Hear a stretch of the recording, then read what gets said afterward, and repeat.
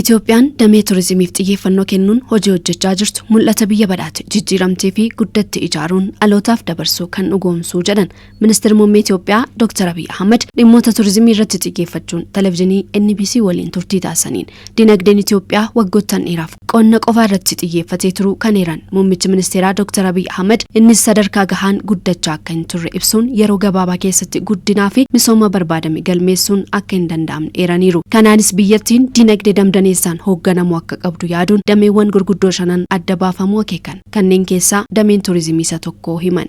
ለቱሪዝም የተሰጠው ትኩረት መነሾ ራዕያችን ነው።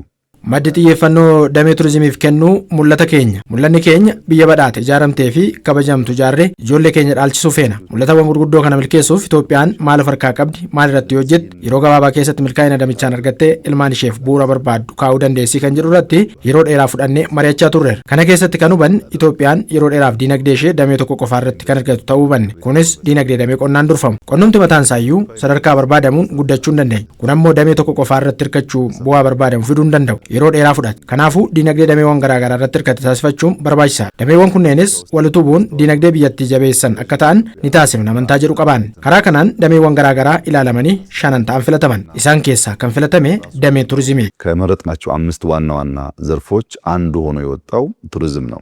Sababni turizimii irratti xiyyeeffatameef inni guddaan qabeenya damee turizimiin addunyaa irratti socho'u olaanaa ta'uu kanarraas fayyadamaa ta'uufi jedhan. የተመረጠበት ዋናው ምክንያት ዓለም ላይ በቱሪዝም ሴክተር Sababiin itti filatameefis addunyaa irratti ammilee calloo damee turizimiin sochoofamu baay'ee guddaadha. Waggaatti damee turizimiin maallaqni doolaarri tiriliyoona 12.6 ni socho'u. Kun qabeenya guddaadha. Qabeenya kana keessaa Itoophiyaa fi Afrikaan hagam qooddatu kan jedhu gaaffii guddaadha. አፍሪካ ምን ያክል ትቋደሳለች የሚለው ደግሞ ቁልፍ ጥያቄ ነበር። Turizimiin dhimma tokko qofaaf kan oolu waan hin taaneef daawwattoonni dhufan oomisha biyya keessaa bitachuu fi investi gochuu yoo danda'an faayidaa olaanaa argamsiisuu kan jedhan Dr. Abiy turizimiin dameewwan carraa hojii bal'aa uuman keessaa tokko ta'uun xiyyeeffannoon olaanaa akka kennamuuf taasisa.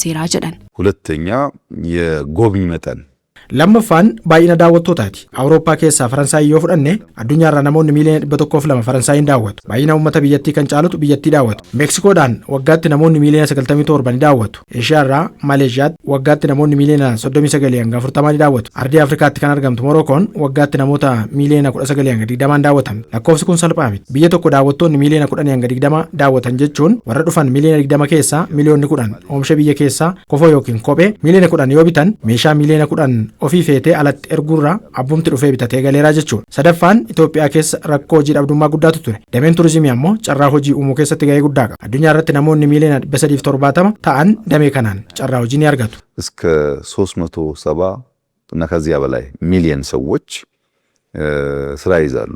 Kutaalee Itoophiyaa hundatti qabeenya uumamaa fi seenaa dinqisiisoon kan argaman ta'uu eeruun Itoophiyaan qabeenya damee turizimiin qabdu karaa guutuun misoomsuun yoo itti fayyadamte jireenya lammiilee sadarkaa olaanaatti jijjiiruun ni danda'ama dubbatan. ኢትዮጵያ የቱሪዝም ፖቴንሻል በጣም ከፍተኛ ነው።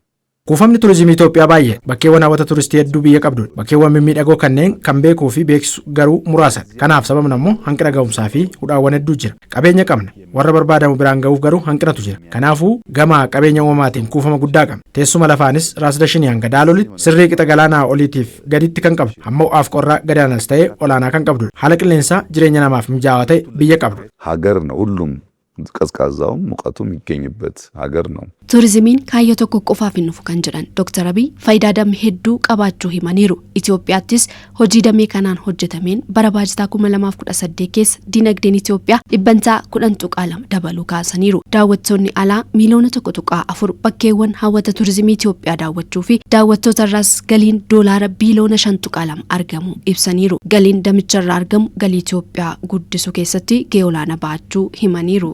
የቱሪዝም ብቻ ግን ብትወስድ በዚህ ዓመት kan turizimii qofaa yoo laalle bara kana daawwattoonni miiliyoona 1.4 Itoophiyaa daawwatanii dur miiliyoona 1 galuuf rakkoo ture. Bara kana garuu namoonni miiliyoona 1.4 daawwachuu jechuun kan bara darbeen yoo wal bira qabdee kan bara darbeerraa 100 ol darbeera. Kan waggaa lamaan darbeerraa ammoo caalmaa 300 oliin dabaleera. Gama sharafa alaatiin ammoo yaa'insa turistootaarraa doolaara biiliyoona 5.2 ol argameera. Qabeenya akkasii kana kanaan dura argachaa ture. Yaa'insa turistiirraa galiin keenya dabalaa dhufeera. Sadarkaa barbaadamu irra hin geenye garuu bu'aan qabatamaan argamaa jira. የምንፈልገው ደረጃ አልደረሰም ግን ለውጡ የሚታይ የሚጨበጥ ነው።